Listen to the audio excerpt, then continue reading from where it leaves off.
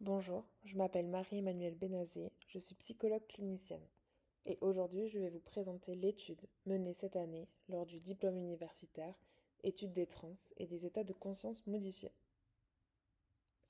Les états modifiés de conscience sont des variations dans le flux de conscience ordinaire. Parmi eux, l'état de transe est une sous-catégorie impliquant un phénomène de brusquerie. Dans cette étude, nous nous intéressons à deux types de transe.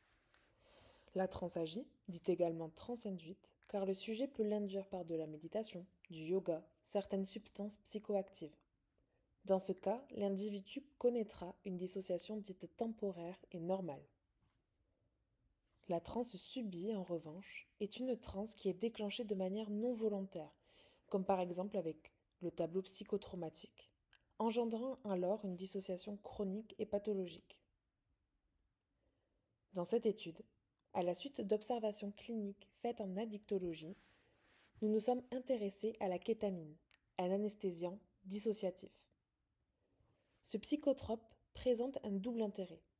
D'une part, il est déjà utilisé dans le traitement de la dépression résistante et du stress post-traumatique, et d'autre part, il provoque des expériences autoscopiques proches des out-of-body experiences et des expériences de mort imminente.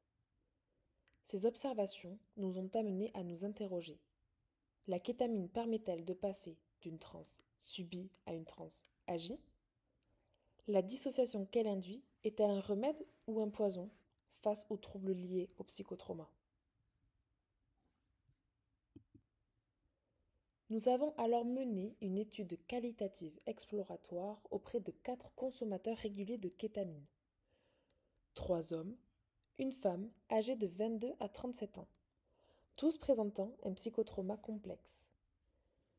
Des entretiens semi-dirigés ont permis d'explorer leurs expériences de transe, leur familiarité avec les états modifiés de conscience, leur usage de psychotropes et leur histoire de vie.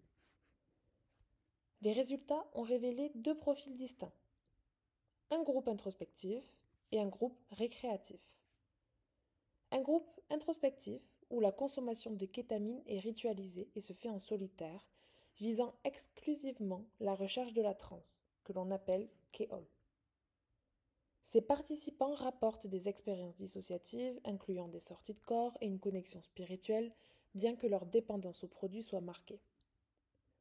La transe est recherchée dans le quotidien, notamment par des rêves lucides, de la méditation, du shifting, de la consommation d'autres produits, etc.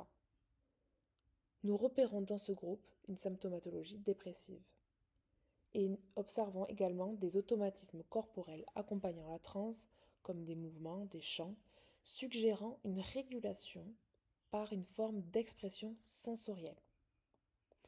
A l'inverse, un groupe récréatif consommant la kétamine principalement en contexte festif et en groupe, où nous notons des bénéfices secondaires de sédation émotionnelle, mais pas nécessairement de dépendance aux produits, en revanche, une dépendance marquée au cannabis. Il n'y a pas de recherche d'état de transe, ni lors de leur consommation de kétamine, ni dans leur quotidien.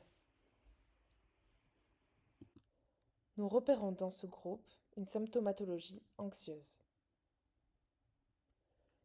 Ces observations confirment que la kétamine joue un double rôle.